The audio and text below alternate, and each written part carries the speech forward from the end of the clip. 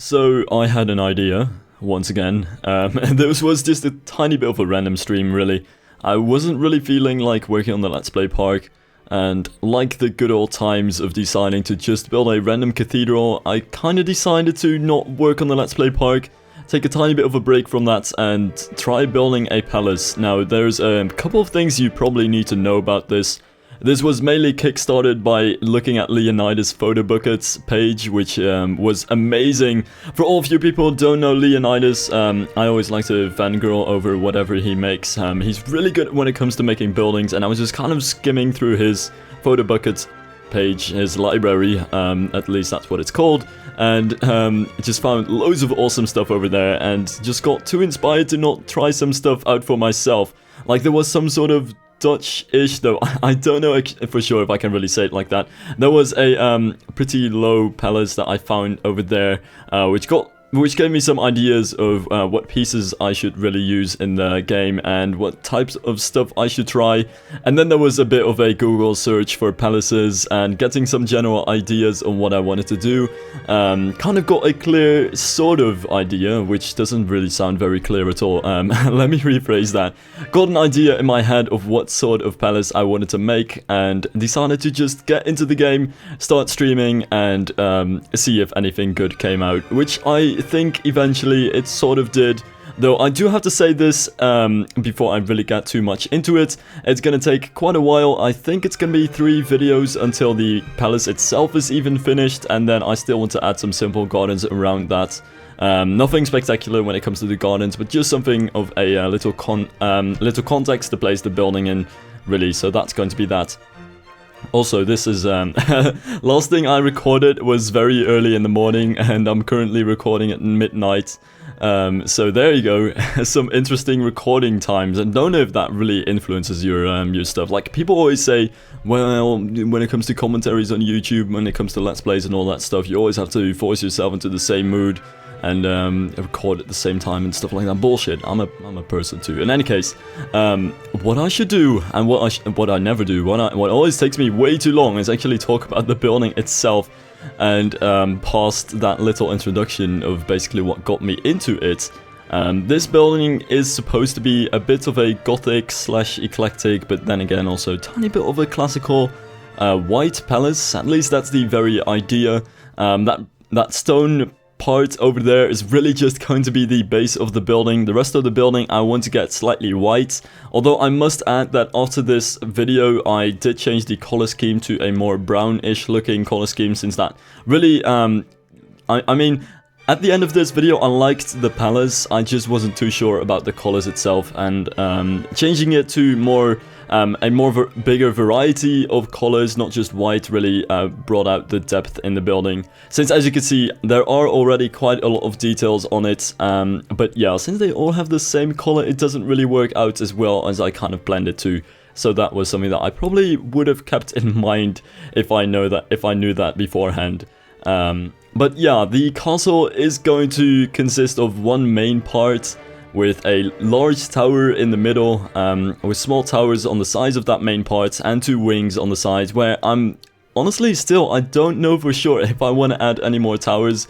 I kind of want to keep it to 3 main towers, with the tower in the middle by far being the highest and the largest tower, and really the center point of the overall building, and the wings and the towers on the sides just kind of to add some mass to that, and get that sort of shape to the building, where it starts very low on the sides and very low profile, and builds up towards the middle, where you have that signature kind of thing in the middle, and that's basically how that kind of works. And this was honestly also a bit of an experiment when it comes to mixing sets and finding specific specific pieces that I wanted to use for certain stuff, which is always actually sort of fun. Though I must add, it's probably only fun when you actually know the sets that you need to use for specific pieces, but it's just kind of fun to look at stuff, to look at real life castles, see what sorts of objects or sets you have to use to emulate certain things. Since obviously in Roller Coaster Tycoon 3 you can't exactly get everything in the way that you want it to. You can't exactly get the gothic arches that a real big palace would have in real life.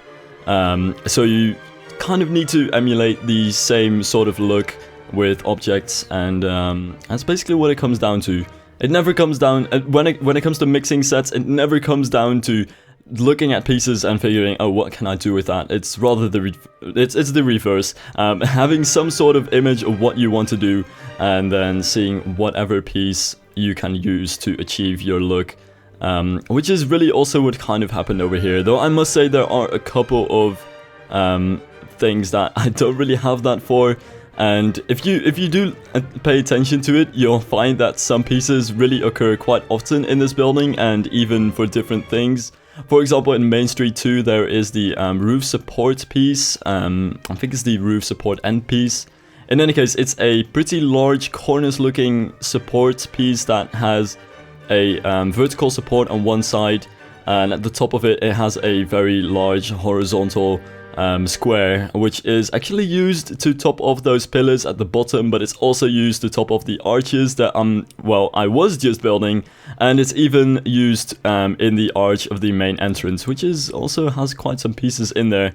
But yeah, that was actually my main inspiration from Leonidas, since he was actually the person to use Clint's arches. I don't know if he was really the first to do it in that way, but to use Clint's arches and combine that with the Main Street sets to actually get a much better arch than I expected. I honestly always just threw away the idea of using Clint's arches in anything pre-2010, since it really doesn't look too realistic, and it didn't seem too useful in any building at all to me. But it really turned out that Clint's arches was just great when it comes to this stuff. Also, this building's gonna be really hard on the custom scenery requests, so if there's any sort of specific piece that you're looking for in the building, as always, don't hesitate to ask, but it's gonna be really, really tough since there are quite a lot of pieces. But yeah, that's mainly why I also built this building, to just experiment with custom scenery and see if I could even pull off something like this. Which I've honestly tried before, but I haven't tried it in a very long time, so I really felt like doing it once again.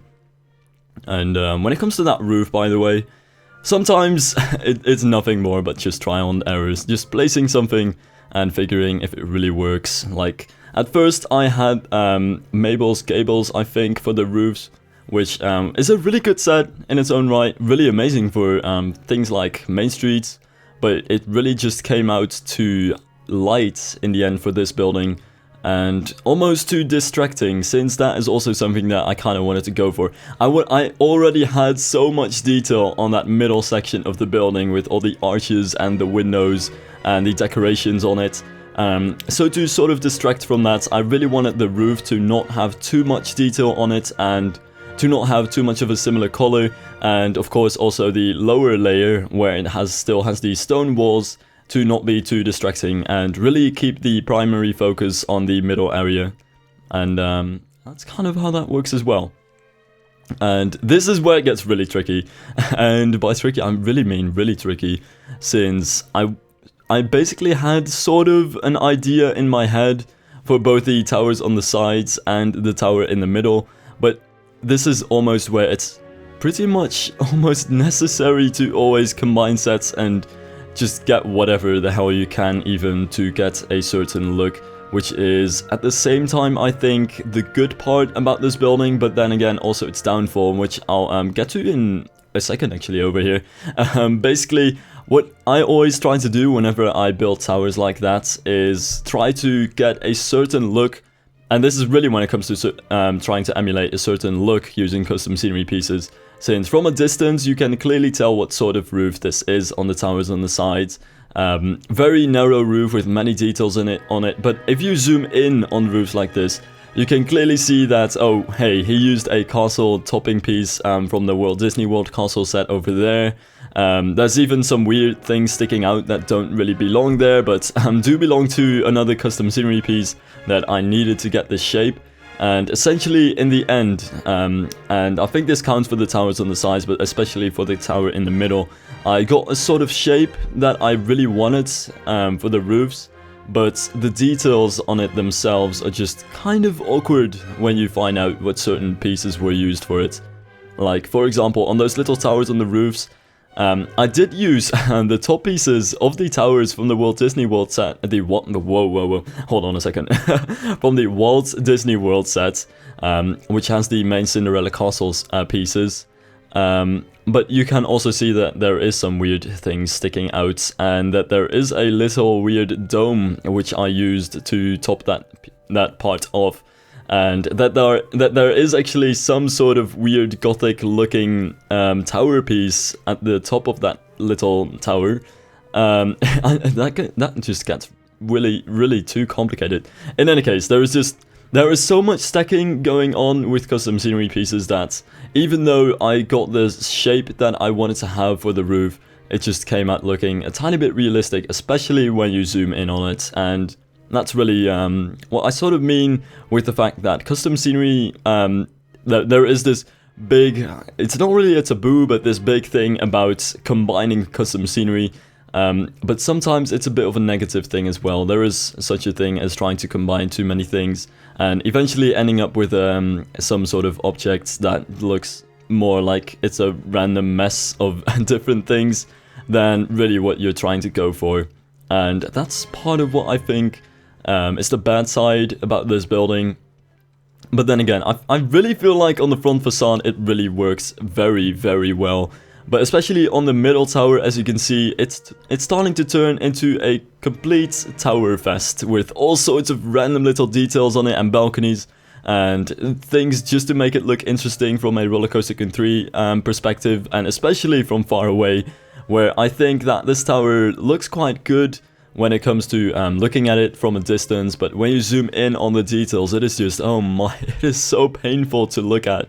So yeah, this by no means means that I really want to just scrap this building. I'm quite happy about it. It's just a bit of feedback that I would like to give myself in hindsight, and also the viewers, I suppose. Also, the main idea, I actually got quite many comments about what this building was supposed to be like. Somebody said, I think, the City Hall in Brussels, which I can really see there is quite a similarity with that, especially the shape of the tower. One of my main inspirations was actually the Palace of Freedom in The Hague, which you might definitely not see looking at this building straight away, but I just kind of feel it for myself in the main tower, and especially with the wings coming up in the end, it kind of looks like that. But it really is, I think it was also, what town is that again? Some other Belgian town. There's loads of buildings in the world actually that look like this. In any case, that's it for this episode. Really random, I know, but I just felt like building this palace, and I think, like I said when I was building that cathedral, sometimes you just have to do whatever you feel like doing it, which I often do in Roller Coaster Tycoon 3, but I hoped that this was record worthy. Whether it was or not, I'll leave that up to the people here.